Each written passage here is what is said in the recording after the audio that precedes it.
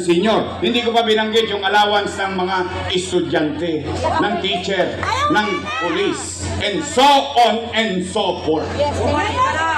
Huwag na, kasi kwenta na lang na gano'n. Tingin ko naman sapat na. Bilyon-bilyon daw. Tay, hindi ka ba naawa sa akin? Nangangayayat na ako. Nakabayad ng utang. Parang relate ka. Baka nakapakinig ka rin doon. Hindi naman ako. Kulay na po. Hindi, ako naman eh. Oh, ako ba'y naninira? Ano kinukwento ko?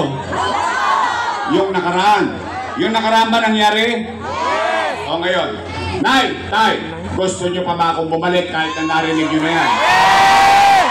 Sigurado kayo? Talaga? Walang charutan to, ha? O sige, yun yung kwento na may kwenta. Yun ay nagdaan. Ano naman ang gagawin ko sa kinabukasan? O, Nay, o ito naman, dahil kayo gusto nyo akong bumalik. O, halimbawa, may awa ang Diyos. Sa tulong nyo, nakabalik ka. Anong una kong gagawin? Nay, Tay, matanong ko lang kayo, ha? Kayo sasagot. Aamin lang kayo. Napapansin nyo ba, nangadugyot na naman ng Maynila ngayon? Talaga? Pare-pareho tayo napapansin? Nay, Tay, may awa ang Diyos. Sa tulong nyo, nakabalik tayo. Ang una kong gagawin, lilinisin ko ulit ang lungsod ng Maynila. Pangalawa kong gagawin, Nay, Tay, tapatin ninyo ako kung nararamdaman nyo to sa gabi, nararamdaman nyo to sa araw, nararamdaman nyo sa tanghali. Nay, Tay, napansin nyo ba nagbalikan na naman ng mga tulongges dito sa Maynila? Sikat na naman tayo sa Arten. Lagi na naman tayo nasa TV Patrol. 24 oras, tama mali? Pero mo na, namumuhay tayo ng payapa. Mahirap tayo. So be it. Pero hindi naman po pwedeng mahirap na tayo, wala pa tayong kapanatagan. Mahirap na tayo, puro pa tayo kadugyutan. Hindi naman kailangan eh. Hindi nagbalikan yung mga tulongges na yan. Naubos na yan eh. Alam niyo ba't naubos yan? Kaya si Junior Ribay, tanongin nyo. Pinakalawit ko lahat yan dyan nang magtinuyang arte. O, Nay, Tay, may awa ang Diyos. Sa tulong nyo, nakabalik tayo. Ibabalik ko sa inyo ang kapanatagan ng pamumuhay sa lungsod ng Maynila. Ibabalik ko sa inyo, ipararamdam ko sa inyo na may gobyerno sa umaga, sa tanghali, sa hapon, sa gabi, hanggang madaling araw. May gobyerno sa Maynila kasi si Yorme nag-iikot pa hanggang madaling araw para kunin ang mga tulongges. Kaya mga adik, 36 days na lang. Umayas na kayo! Sabi nga ni Freddy Aguilar, magbago ka! magbago ka, hindi ka magsisi. Sa uli! Tigilan nyo na yung trumpeta sa roll. Tigilan yan. Ito, walang kami galo. Enjoy sa... Real talk lang to my man. Meron pang bars pero broke ka pa rin. Bago na kayo. Okay, magbago kayo ng address. Bakit? The people deserves better. We wanted to live in peace. We wanted to live even though we're poor. Gusto ko matulog ako ng maimbing. At sigurado ko yung anak ko makararating ng buo, hindi na isatan ng cellphone. Hindi na hold up. Hindi na kalawit. Yun, gusto ng tao. Yun, gusto ng magulang. Yung gusto nyo na yun, ipabalik ko sa inyo yun. O, pangatlo kong gagawin. O, yung napanood nyo. MBN. MBN. I'm a believer of MBN. Minimum basic needs. Ano yan? Housing, education, healthcare, jobs. Tapos na.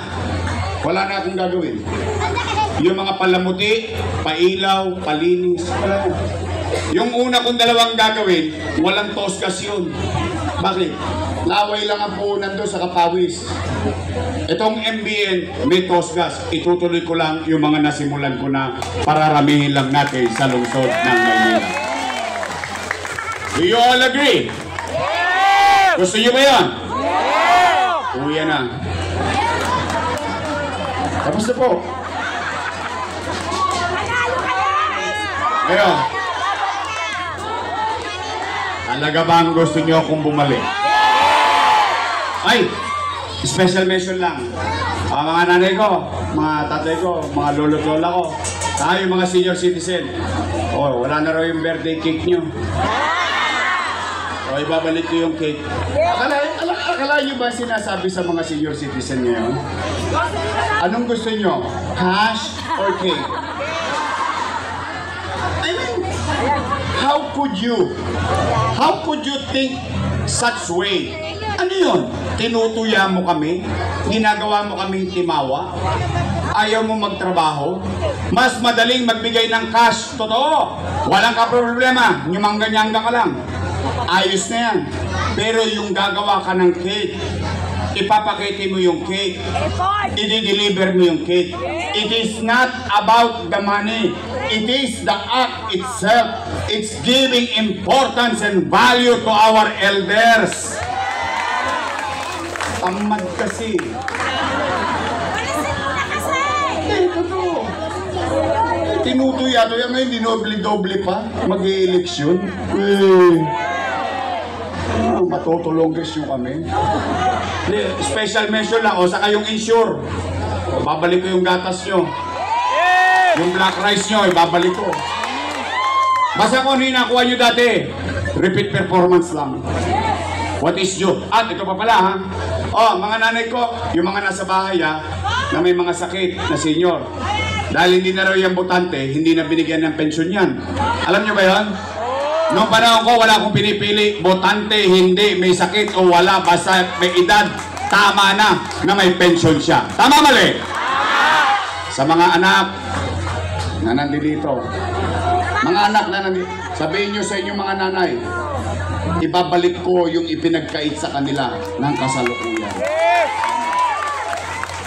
So muli, sa inyong lahat, gusto nyo pa ba talaga akong bumalik? Kaya bigyan nyo ako ng kakampi. Bumalik ka na! Pwede ba akong makisuyo? One time in lang natin itong mga to. One time, iwalop lang natin. Hindi, katuwaan lang. Pwede yan! Straight! Pwede? Pwede! Straight? Yes! Dalawa lang naman ang pagpipilian ninyo eh. Dalawa lang. Unang grupo, your best choice. Matamis. Yung kabilang grupo, ladies choice. Asik! Kayo may sabi nyo, ayoko naninira. Basta ako pagpon lang. Pwede your best choice tayo. No? Sa Mayo, bigyan natin sila ng team song. Bigyan na, ganito. Sabay-sabay ta. Tan, tan.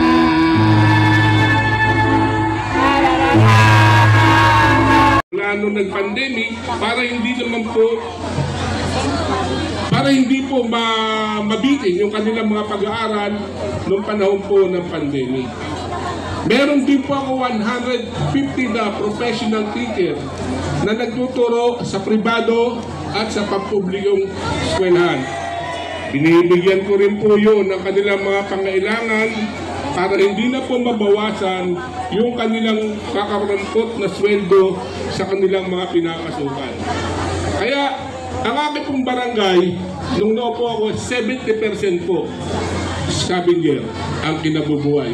Ngayon, 10% na lang po. Dahil ang priority ko sa aking barangay, edukasyon.